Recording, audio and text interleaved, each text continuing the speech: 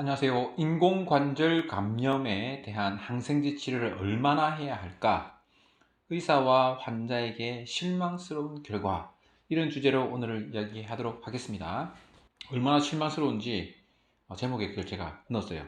네, 이것은 2021년 5월 27일에 나온 논문이고요. Antibiotic Therapy for 6주와 12주. 그러니까 6주 또는 12주 어떤 것이 좋을 것이냐에 대한 연구고요. 여기 클릭하시면 원래 논문을 찾아보실 수가 있습니다.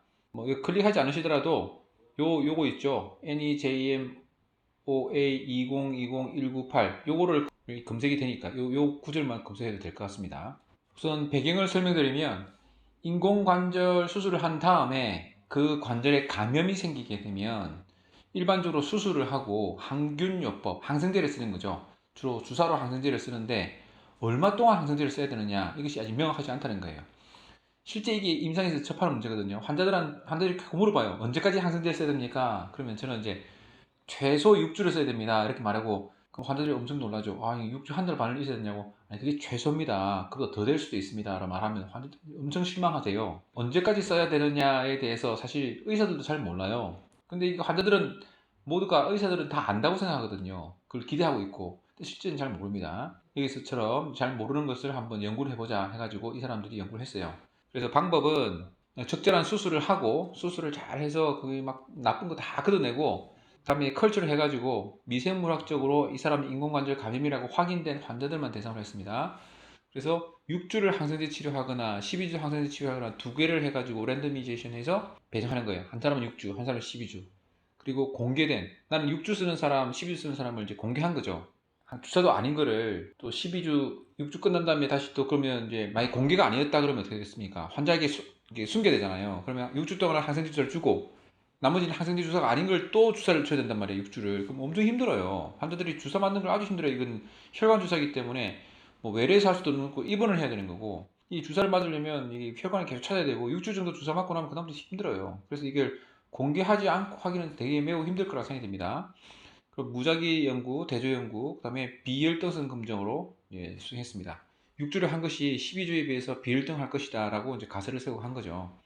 비혈등성 검정에 대해서는 꼭 공부를 하세요. 그리고 1차 결과, 그 프라이머리 아웃컴을 말하는 겁니다. 프라이머리 엔드 포인트, 뭐 종결점 다양하게 부르지만 어쨌든 여기 1차 결과인데 항생제 치료 완료 후 2년 이내에 감염이 생기느냐, 재발했느냐 안 했느냐를 보고 하는 거예요.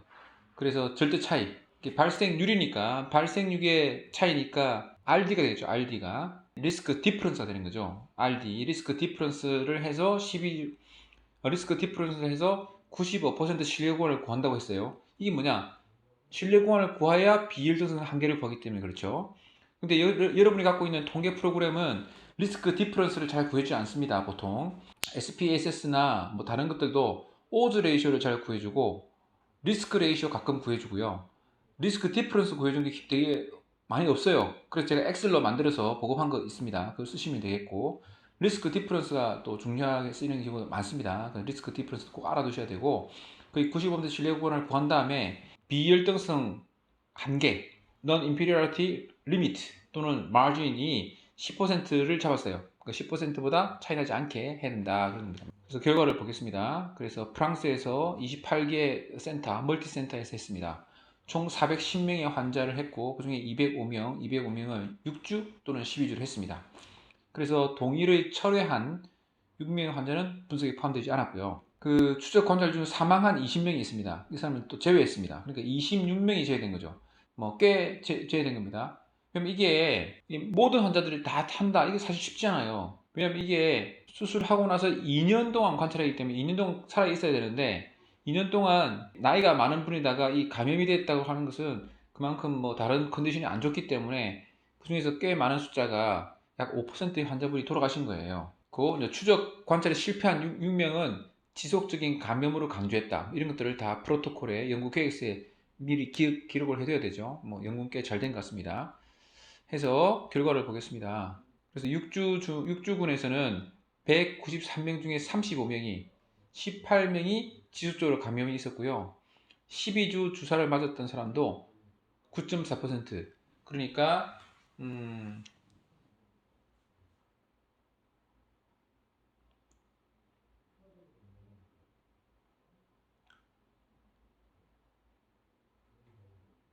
약 근 10% 가까이가 감염이 있었던 거예요.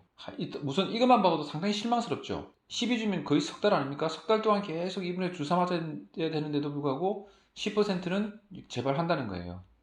6주를 주사 맞으면 그건 20% 가까이가 재발하는 거거든요.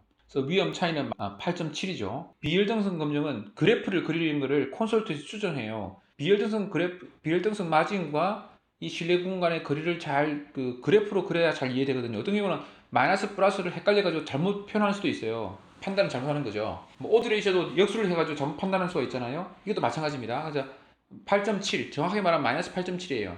대주군에 비해서 12주군에 비해서 6주군이 발생률이 더 많은 거죠. 8.7%더 많고, 그것이 이제 우리 10%를 넘지 않아야 되는데 10%를 넘어버린 거예요. 15%를.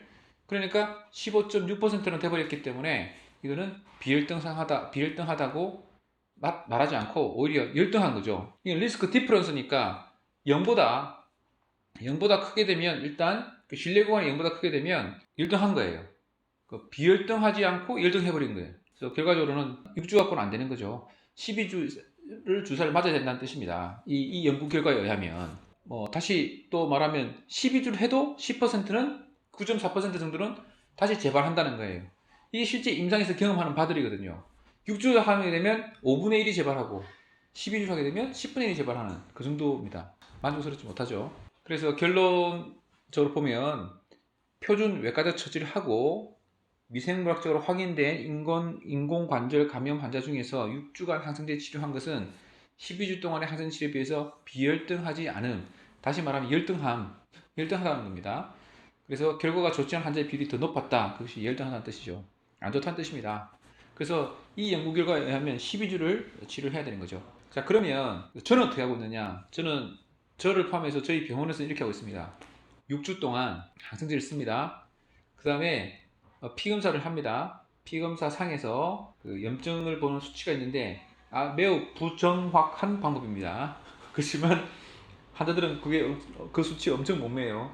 왜냐면 보이는 게 그밖에 없으니까. 저희들은 계속 이게 부정확한 방법이다, 이거는 믿지 못한 방법이다 하더라도 환자분은 계속 그걸 따지고 묻고 막 그럽니다. 그래서 어쨌든 가르쳐 드리는데 그 수치도 정상이 되고, 그 다음에 유관적으로 봤을 때 다리 움직임이나 통증이나 이런 것들도 감염의 증거가 없고, 그 다음에 6주 이상 항생제를 썼고, 이런 경우에만 완치됐다고 판단을 합니다. 만약에 염증 수치가 높다, 또는 뭐 다른 거 이제 뭐 약간 뻘겋고 뭐 좀 이상하고 약간 그렇다, 그러면 이거는 치료가 안 됐다고 보고 이제 계속 치료해야 되는 겁니다. 그러니까 6주, 12주 이 기간만으로 따질 수도 없고, 환자의 제너럴 컨디션, 환자의 그 어떤 상태, 그걸 다 고려해서 결정해야 되는 거예요. 이 연구 결과에서 만약에 6주가 참 좋았다 이러면 저는 정말 반가웠을 거예요. 마음이 안심이 됐을 겁니다. 근데 이 연구 결과에서도 6주는 만족스럽지 못하다고 했고, 저도 이미 6주는 특별한 경우에는 6주가 만족스럽다는 거죠. 지금 보면 6주를 하게 되면 그 중에서 5명 중에 4명은 낫는다는 거예요. 6주만 하게 되면. 그런 사람이 혹 있거든요. 그런 사람은 괜히 12주 하게 되면 또 힘들잖아요. 그러니까 6주를 일단 최소한 6주는 하고, 여러 가지 정황상 괜찮다 싶으면 6주에 끊고, 그렇지 않다고 생각이 되면 그 사람은 계속 더 하고, 이렇게 하는 것이 지금 제가 하고 있는 방법이고, 뭐 아마 다른 사람도 꽤 많이 이렇게 하고 있을 겁니다.